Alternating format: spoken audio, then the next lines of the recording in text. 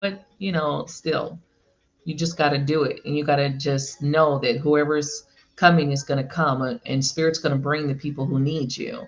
And that's one of the biggest things as a healer, is that you step into this path and just know that Spirit's going to bring you who you need. You don't got to chase people. You don't have to, put ads out. You don't got to do any of that shit. All you got to do is come and be you and show up. And Spirit does all the rest. Early in my path, Spirit showed me that you just show up, Spirit has you. Spirit's going to bring the people that you need. Spirit's going to bring those clients to you, people who are ready. I just want more people to utilize meditative style healing, whether it be theta, past life, quantum healing. I would love people to do that more and understand that it is worth it for your health, your heart space, your mind. It is so worth it. I think a lot of people look at the price tags on some of the healing. They're like, oh my God, $300 for that. But let me tell you, it's like, oh, $300 for, this past life regression, but you'll spend $300 on some Jordans. And I'm not saying you guys particularly watching, but we know people who spend $400 on a fucking pair of shoes, but you won't spend $400 for your mental capacity. You won't spend $400 on your soul healing. You won't get past your childhood issues, but you will fucking spend $500 on a Dooney and Burt. Uh, what is it? Dooney and Burt purse. What is the purses that are popular now? I don't know because I don't buy purses, y'all. But you know what I mean. Like, and it's not a judgment towards people of like what you will do. It's just like, if you look at it, like, a lot of people are willing to spend this money on material items to make themselves feel better, but they won't take it to do the deeper healing, right? Or Michael Kors. There you go. You spend $400 on a Michael Kors purse, but you won't spend that $300 or $400 to heal. And you got issues. It's not like most people know they have issues. By the time you're an adult, you know you're toxic, you have issues, that you fucking, we know some shit about ourselves. We may not want to admit that shit, but you know it. You got some problems. If every time you look, you have a shitty relationship, if every time you look, you have the same type of relationship, if every time you're looking around, you're arguing with people, you're fighting with people, the common denominator is not the people around you. The common denominator is you. And that's one of the harsh realities of this healing, is to realize that the common denominator is you. You're the problem, and sometimes it's hard to have that realization and awareness. Like, damn, wait a minute. Interesting. Yeah. I don't even know which one is which or what's the price. Good morning, Allie. I just know that I've seen people spend so much money for these things, but they won't spend it on healing. Like, holistic healing is deemed like woohoo. It's not, it's not important. It's like, you know, fairy tale bullshit. But I've actually seen this shit work, you guys.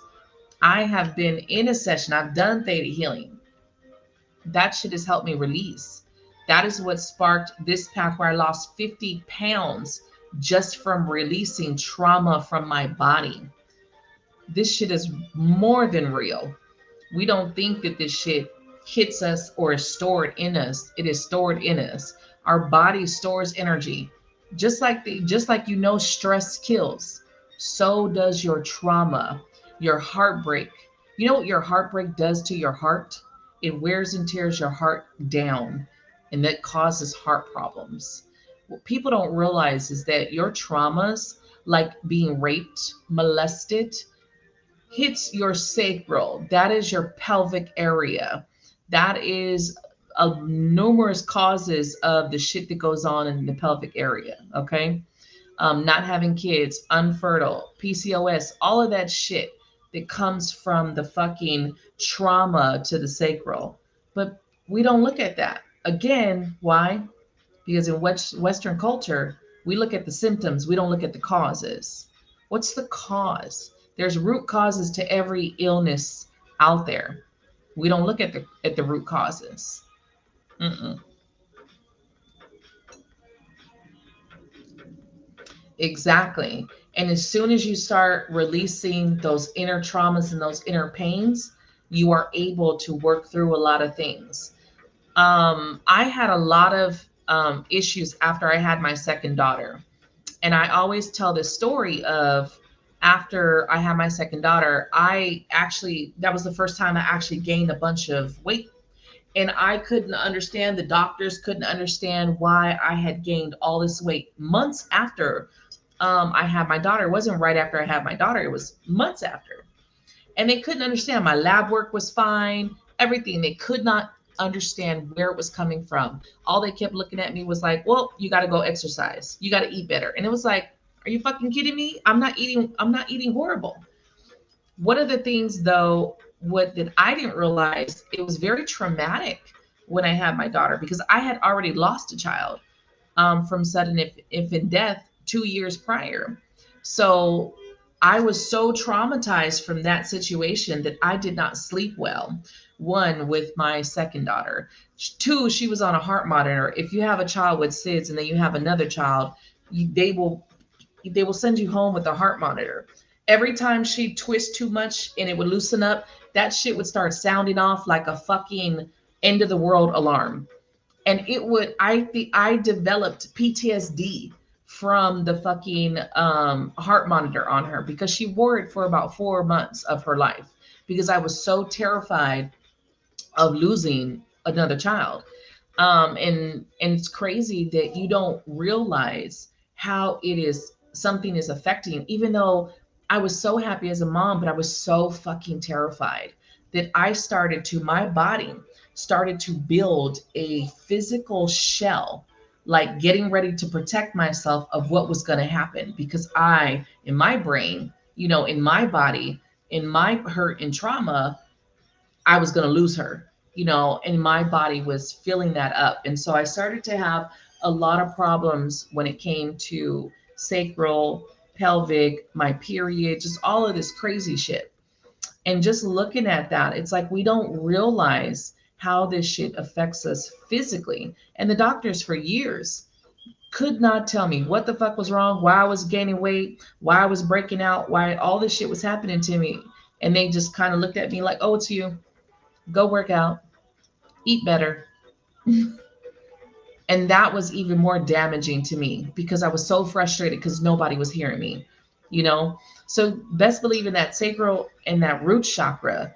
Not only do you have your shit, but you hold the shit that's generational. So when I look at the generations of like me, my daughter, my mom, we all had horrible periods. All of us, every one of us had these horrible fucking periods. All of us have trauma, and the trauma has gone from generation to generation. Womb transference of energy is real. You pick up and transfer womb trauma from your mother when you're in that womb, and it goes from generation. So from the very first woman of your line, basically, from the very first woman of your line, think about this. Whatever trauma she went through, that has been passed down from generation to generation to you. So at what level do we teach the next generations that this is a thing and this is something to work on, to heal, to grow, to push? When do we change the game and get more aware of what's going on? Not saying, oh, that's just normal. It's normal to be raped. It's normal to be fucking molested. No, it's not fucking normal, nor should it. And nor should it be normal to deal with that and just feel like, oh, let's just, pass this under the rug and be okay with it. No, fuck that. We shouldn't be okay with that. Mm-mm. So when I was doing the theta style healing, the healer that I was using, which I love her, Nicole, which if you guys want to know about her, just let me know. I'll send you her information. One of the things that we touched on was that healing 7 lines prior and 7 lines after me. And that was huge for me to understand that I was going to be the one to start to break the generational bullshit. And that's fucking powerful. Huge. I see it. I see the changes in my daughter. from all the healing that I'm doing. And my daughter's not doing all the healing that I'm doing, but I see the changes in her. And it's phenomenal. It's like, damn, this shit fucking works. Like, I'm actually seeing it. It's crazy. What is Telfer? Good morning, Sherry. Exactly. A lot of people that have stuff wrong with them, like pain, all these pain everywhere. And people are like, they don't know where it comes from. They don't know where it stems from. It's just like, I'm in pain. That pain comes from your traumas. And let me tell you, past life is a thing. Some people don't believe in it, but I know it to be true because past life also sticks in us in energetically, sticks to us as well. And it plays a big part. People have healed themselves by healing their past traumas. A lot of people are like, oh, it's the past, don't worry about it. But you can't say that if it's affecting you on a health level. Okay, you can't say that if it's affecting you on a mental level. You can't just be like, oh, it's the past, don't worry about it. Oh, it's the past. No, because it does fucking hurt you, it does harm you. But it's up to you to figure out that there's these other techniques. Holistic healing is a thing, metaphysical healing is a thing. you know like, definitely look into it. I think we have to start making it normal to take care of us. Like, you will spend $300-400 to fix your car. Some people will pay more, right? You will pay three, four, $500, probably more, to fix your car, but you won't invest that in yourself. How is that okay? Yes, addictions can be from past life as well. Good morning, Boo.